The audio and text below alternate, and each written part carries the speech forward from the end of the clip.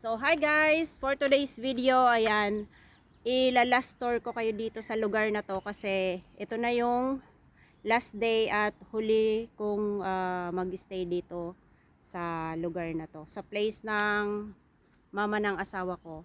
So, unang-una kong punta sa Europe mga guys, dito na ako tumira. So, pumunta ako dito is 2023.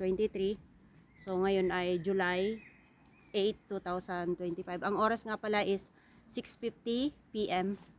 So ayan, lilibutin ko kayo for the last time habang nagkikwento ako sa lugar na ito mga guys. So ayun na nga. So ayan, by the way, unang pasok at huling pasok dyan sa gate na yan.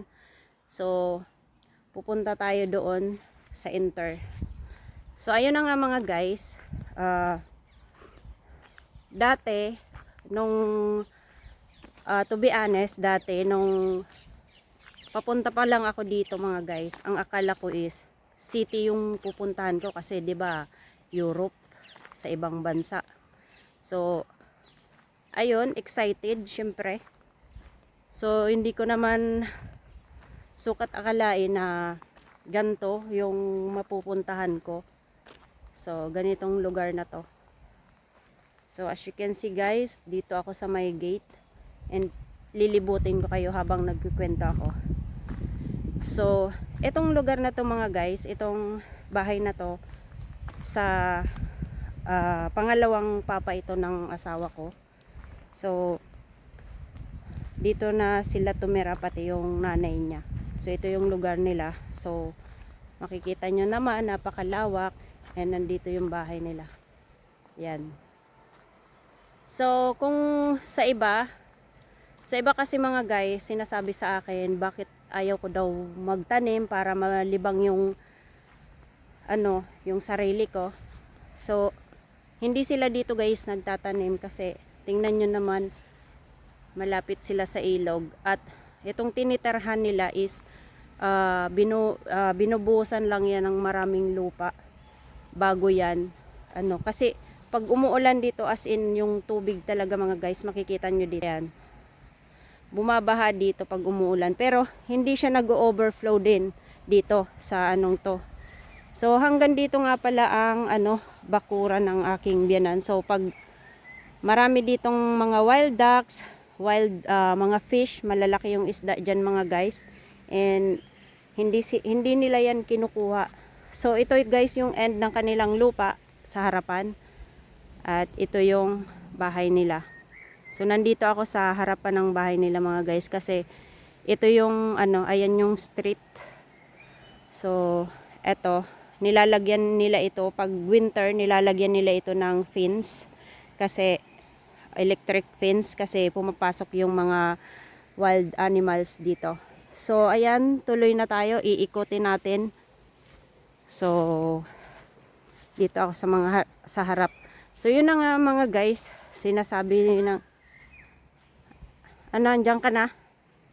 Andyan na yung anak ko kasi galing yan sa friend niya. So, sinasabi nga ng iba mga guys, ba't ayaw ko daw ditong magtanim kasi ang laki-laki ng lupa nila. So, ayan mga guys, ito, ang mga halaman nila dito, lahat yan mga guys, yung tinitira dito. Binili lahat nila yan, pati ang mga puno na yan. So, ayan, hindi sila dito nagtatanim ng mga gulayin or kung ano-ano pa. May mga mangilan-ngilan na prutas dito pero tsaka yung mga wild plant tulad nito. So ang kinagandahan dito mga guys, kasi lahat to na nakikita nyo dito sa garden ng aking biyanan is namamatay and after nabubuhay sila. Ito yung kinagandahan ng mga halaman dito mga guys, kasi pag namamatay silang lahat and after winter bumabalik, so hindi ka na na papalitan pa yung puno. Ditulad sa atin, pag namatay yung puno wala nang papalit.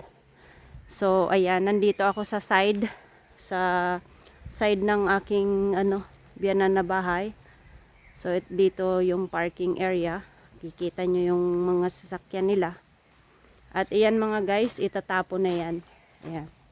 So ito, every Wednesday nga pala dito mga guys, nagtatapon sila ng basura, pero yung mga bottles, pero sa mga ganitong basura, idadalhin nila yan sa ibang garbage place para may pakinabangan pa, kasi may mga ano yan level kumbaga.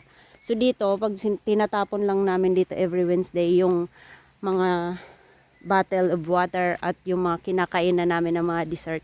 So nandito ako sa side ng aming bakuran. As you can see, ang linis-linis, and every time na pupunta ako dito, last year mga guys, naglalaro yung mga isda dito. Sobrang laking isda na para siyang mga hito mga guys na ano, pero pag namimingwit sila dito, pinapakawalan din nila mga guys, hindi nila kinakain kasi hindi daw kinakain yung isda dito. Ewan ko ba kung bakit. Pero para talaga siyang sobrang laking hito. So, ayan. Tulad nga ng sinasabi ko mga guys, ito lang yung ano nila na hazelnut, prutas o nuts, ayan. And dito na tayo sa likod mga guys. As you can see, etong mga puno na to, tinanim din nila yan, binili nila yan. Lahat dito mga guys na puno, binili nila yan. As in, pagpupunta kayo sa mga garden store, makikita nyo na yung mga price. Mahilig kasi silang bumili sa mga pag makikita nyo mga maliliit na mga ganyan, bagong tanim lang yan. So, mga last year, nagtanim sila ng ganyan. So, ayan, ganyan pa lang. Nakikita nyo. Pero yan, mga matatanda na yan, sobrang tagal na kasi nila dito. So, kaya ganyan na yan. Maraming puno na So, tulad nga ng sabi ko mga guys, sasagutin ko yung mga nag-aano sa inyo na kung bakit hindi ako magtanim dito para malibang ang aking buhay. For almost 3 years akong nakatira dito mga guys. So wala akong ginagawa kasi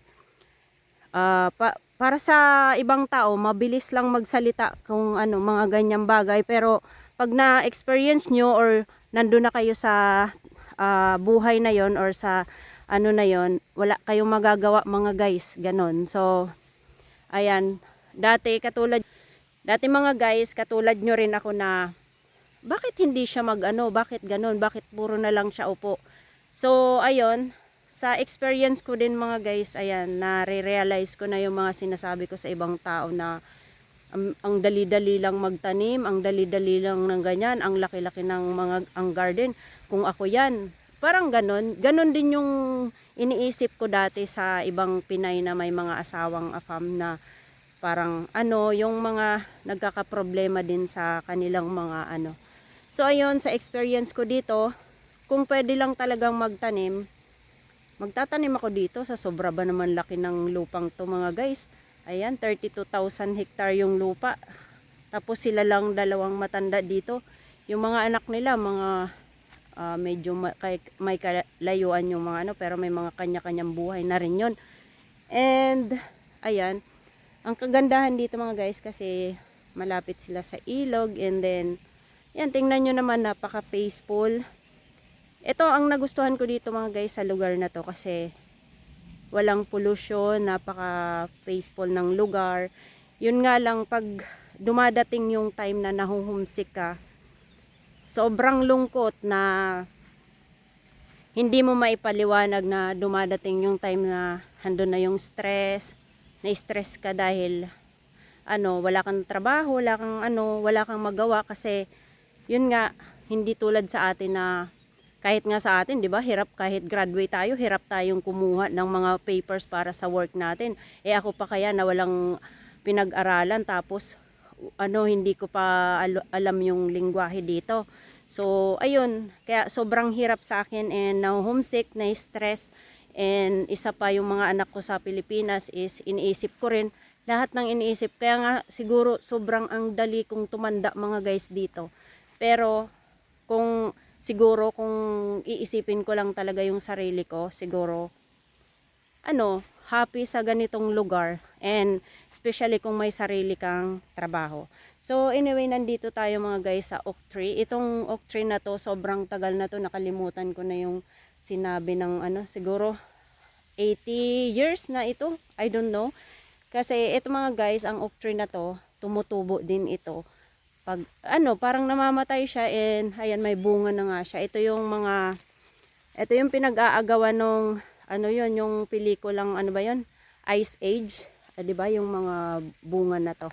'Di ba yung sa Ice Age na cartoon? Ayan, ito yon mga guys. To, papakita ko sa ito yan. Ito yung puno na to. Ayan. So, lahat yan na mga old trees. Sobrang tagal na yan mga guys. So, ayan nga, every summer, winter, bumabalik lang. Pero, ganyan. So, ito yung pangalawang puno ng hazelnut. Ayan.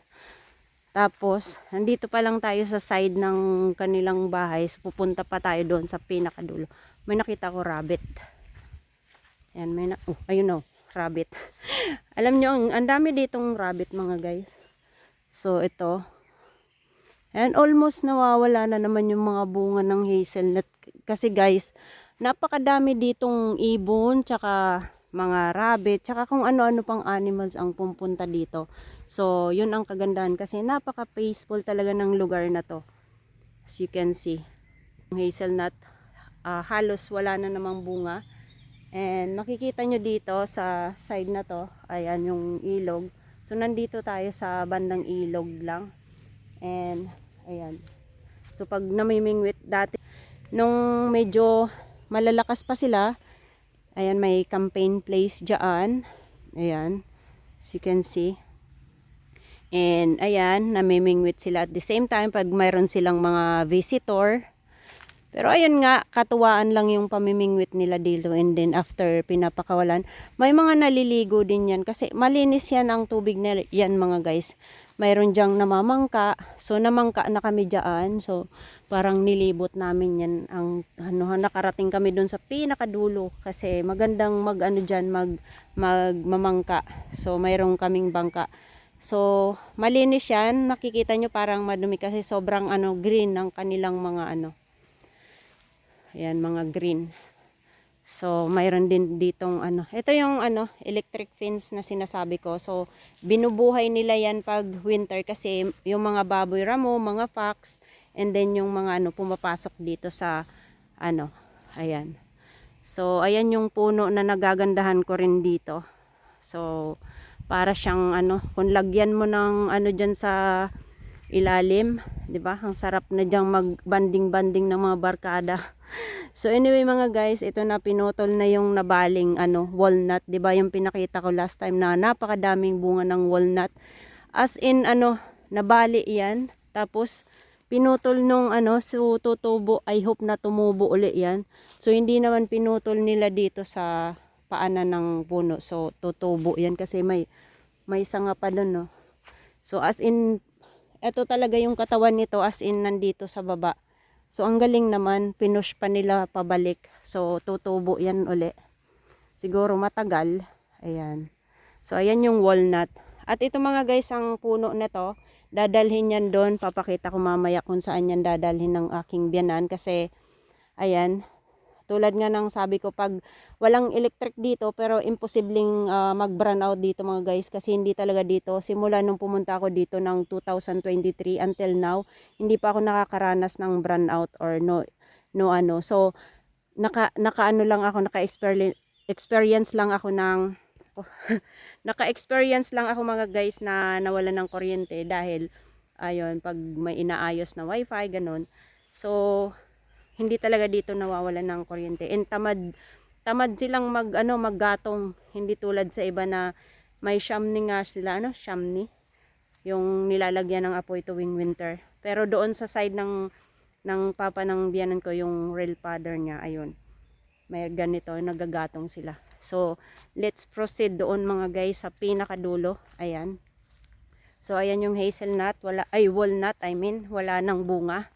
So eto, bagong tanim yung mga puno na yan mga guys. Ayan. Kaya tingnan nyo, ang cute and napaka Tapos ito yung oak tree na isa. Medyo maliit pa.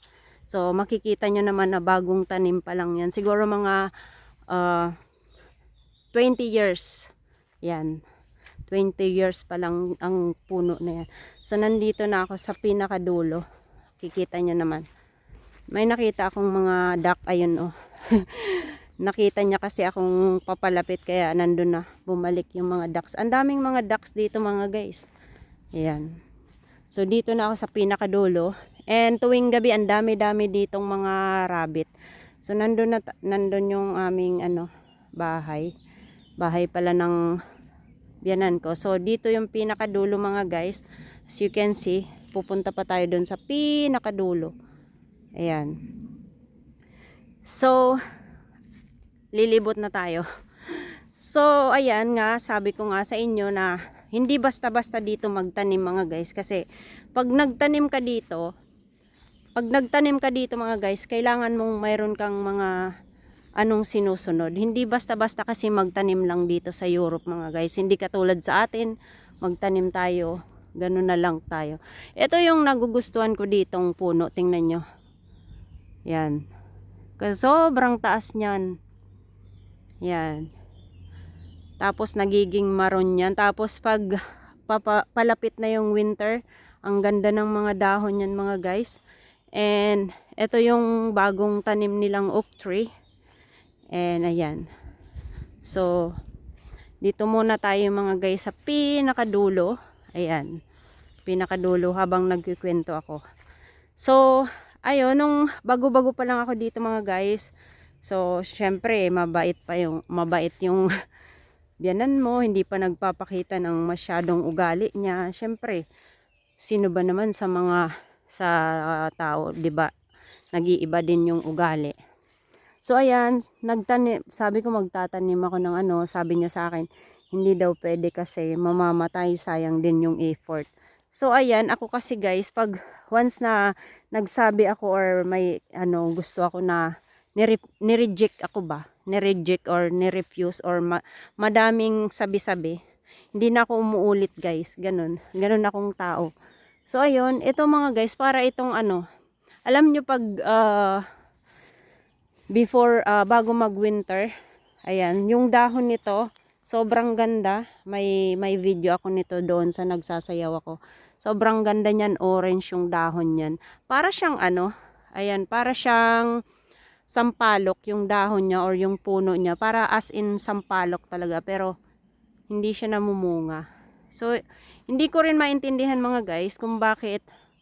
Ay, ayan, naintindihan ko na pala kasi ito mga guys, yung puno na to, ayan yung nagsisilbing for example nga, nilalagay nila sa chimney pag walang electricity, pampainit ng buong bahay. Kasi talagang pag wala silang painit sa bahay mga guys, naku, matitigi talaga sila sa lamig. Kasi ang bahay dito mga guys, kahit hindi dito masyadong nag-snow sa lugar na to, once na maging winter, talagang as in yung bahay na yan, papasukin niya ng ng lamig. So nandito na tayo sa pinakadulo. Yan. So yung tinanim ditong puno, nung bumagsak yung puno diyan sa kapitbahay namin. Ayan yung trinabaho din namin, yun yung nasa video ko rin yun. So tulong-tulong kami ng aking biyanan. So doon na ako sa pinakadulo. So pupunta tayo doon sa lake. Sa lake. Ito bagong tanim to mga guys. Before end of winter, tinanim to. Yan. So pupunta tayo doon sa pangalawang magandang puno. Yan. So ayan, tulad nga sabi ko, ay parang may baboy ramo ditong pumunta oh. Tingnan nyo yung mga butas. Yan oh, baboy ramo yan eh. Nagganap sila ng mga tingnan nyo. Galing sila dito ng kailan kaya. So ito na yung pinaka end ng sa dulo nila. So pupunta tayo doon sa lake. So yun nga mga guys, sa loob ng 3 years or mahigit kami 2023, 24, 25 magti 3 years pala mga guys. Ayan, sinasabi ko sa inyo. 3 years ako ng 3 years. 2023. Ay, ang dami talagang ano, oh, pumunta dito mga baboy ramo. Yan, oh.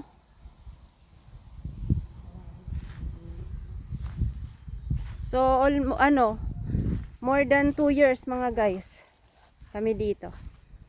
23 kasi kami pumunta dito eh. Ay! Ang daming ano. Ayan, umulan ng umulan kasi oh.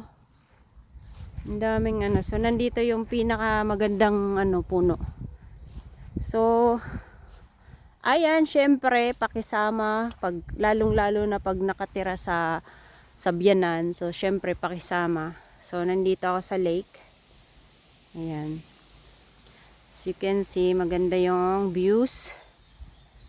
So, marami din ako naging memories dito mga guys. Sa more than 2 years namin ditong pagtira. Maraming memories about dito sa garden. Kasi, dito ako natutong magtrabaho. Yung kung paano magtrabaho ang isang lalaki. So, yung hindi ko pa na-experience, which is na-experience ko naman ng konti, pero isa lang na work sa Catanduanes, yung pag-aano ng thread, banana thread. So, ang taas ng ano ngayon, no? Ang taas ng lake ngayon. So, ayan, ang na-experience ko dito mga guys, kung paano ng machine, mag-handle ng mga machine, kung paano pagandahin yung garden, ayan, na hindi ko na-experience sa Pilipinas. So, yun yung magandang alaala na about dito sa lugar na to, na hindi ko makakalimutan kasi at least na-experience ko yung bagay na hindi ko pa na-experience. So, yun. So, okay naman sila, kaso nga pag about sa ano ko kasi, sa mga anak ko kasi, masyadong tinitrain ng ano, so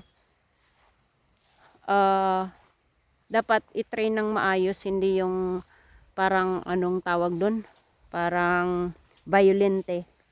So yun ang ayaw na ayaw ko doon sa babae lang naman, pero sa biyanan kong lalaki walang problema. So nandito na nga pala ako sa pinakagilid. Ayan, parang nag-aano na yung aking ano. Ayan, nandito na ako sa pinakagilid. Biruin nyo yun mga guys. So, nandito pa lang ako. Ang lakad ko is slowly. Kaso 22 minutes na ako. So, ayan, dito muna tayo bago tayo pumunta.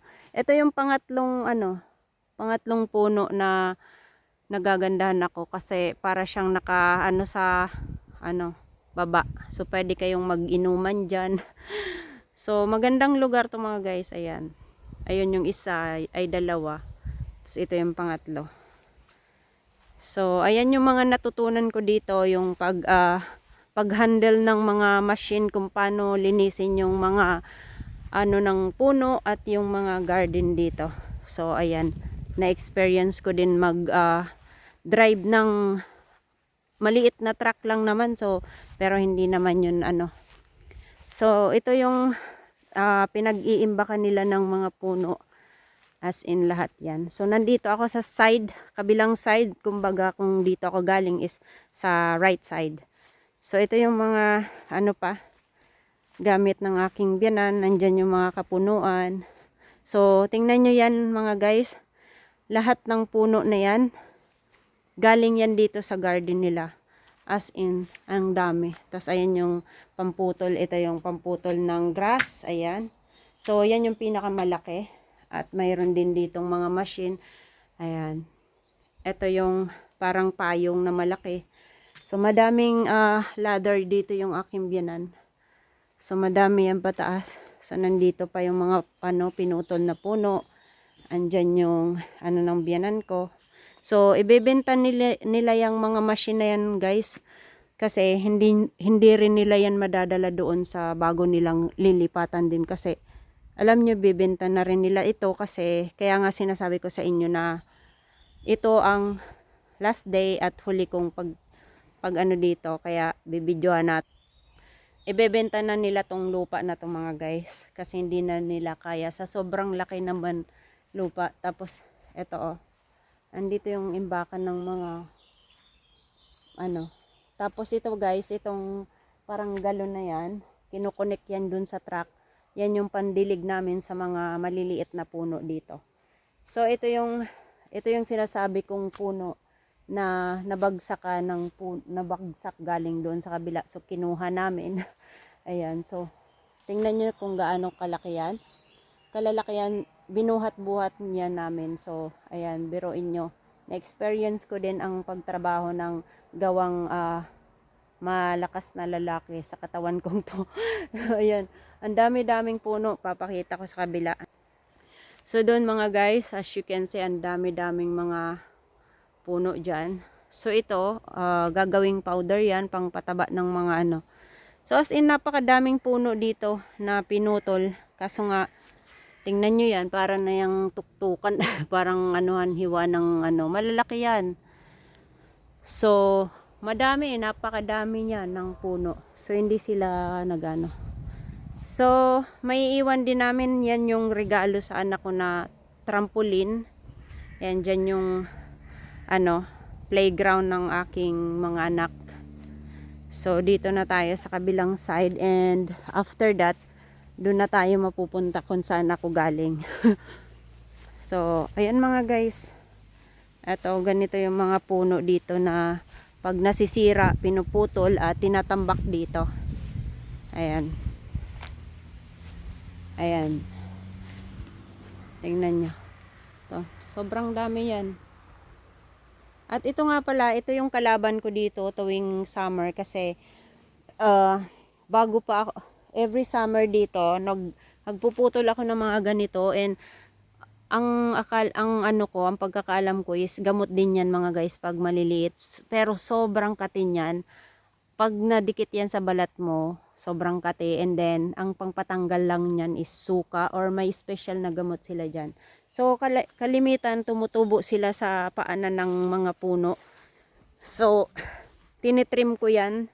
Kasi yun din yung nagsisilbing tulong ko sa aking biyanan na lalaki. Kasi, biruin mo naman maglinis yan dito ng napaka ano. Tapos, dito sa areang to, ako yan nagpuputol niyan. So, ginagamit ko yung machine para putulin yan dyan sa paligid. Lahat yan ng puno kasi kailangan mo yan puputulan. So, ngayon, simula nung paalis na kami dito at medyo nagkakaproblema ako dun sa aking biyanan na babae. Talagang nagtatampo ako. So, ang iniisip ko na lang is, why pa ako? Bakit pa ako na hindi naman nakikita yung tulong ko, 'di ba? So, parang hindi niya naman parang hindi niya naman na appreciate yung ginagawa ko na kahit hindi nila ako utusan or kahit ano hindi nila ako pagsabihan, lahat ng gawain dito is ginagawa ko kasi syempre wala akong trabaho. So yun mga guys, so parang nakikita ko na kahit anong gawin ko is hindi niya rin na-appreciate. Pero yung para na lang doon sa biyanan kong lalaki kasi siya nakaka-appreciate, laging may thank you. Pero yung babae So ayan guys, nandito tayo sa cherry apple. Apple cherry. Sobrang mas madami pa tong bunga kasi nakikita nyo naman yung mga doon, yung lahat ng bunga nung hazelnut, wala na. So papakita. So as in madami pa silang bunga, ayan So matagal din tong apple na to Ayan, ang daming Ayan sa taas. Kikita nyo. Ayan. Sobrang daming bunga ng cherry apple. So I think by October talaga sila maghihinog. So by October hindi na yan aabot kasi alam nyo ba kung bakit?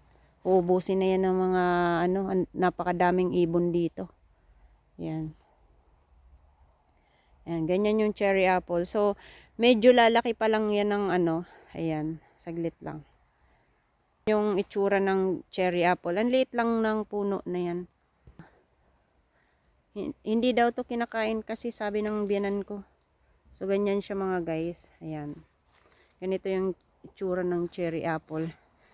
Tapos, ayan, dito na tayo sa pinakadulo sa may harapan. So ayan, ipapakita ko. Ayan. So, parang nabali yung ano dun, no? Kasi ano, last 2 weeks may thunder dito. Tsaka para ditong signal number 3. Pero, sobrang lakas. Parang number 4 na nga yun eh. Kumukulog, kumikidlat. Tapos yung hangin. Kaya, nabali yung ano. Pero, sa bahay hindi mararamdaman. And ito mga guys, ito yung sumisira sa puno. Yung mga ganitong ano, mga nakadikit. Ito. Kaya ang ginagawa ko dito, mga last year, every summer, tinatanggal ko yan dyan isa-isa sa puno. And makikita nyo, ginaganyan ko yan. No? Ginaganyan ko yan. Ganyan yan, no? Lahat yan. Kasi sinisira niya yung puno na yan eh. So, sa dami-dami ba naman niya na tatanggalan mo. So, ayan nung nagtampo na nga ako, lagi kasing kinakalaban ng biyanan kong babae yung mga anak ko. Kaya, ano, hindi ko na ginagawa yung mga ginagawa niya dapat. So, itong puno na yan, tinatanggalan ko yan. Ayan yung sinasabi ko na mahilig silang tumubo sa ilalim ng, sa paanan ng ano, ayan, mga makakatiyan na, ano, hindi ko lang maano yung pangalan yan. So, ayan, nandito na tayo sa may dulo. So, ayan yung gate mga guys. So, eksaktong ano. So, dito na tayo dadaan sa may ano. Dito sa may gilid. Ayan. Ito yung ano guys, yung puno na, may dalawa sila ditong puno na, ayun no. Yung ano bang tawag doon? Yung parang sa Korea na pag winter is nag-iiba-iba yung ano nila, dahon. So from green, yellow, maroon and red. Ayun. So dito na ako mga guys. Ayan nga yung naputol na puno. Tsaka yung walnut doon. So ayan guys, andito na ako and yun lang. Comment kayo dyan kung ano ang mga tanong nyo. And don't forget to subscribe also mga guys. And mayroon nga pala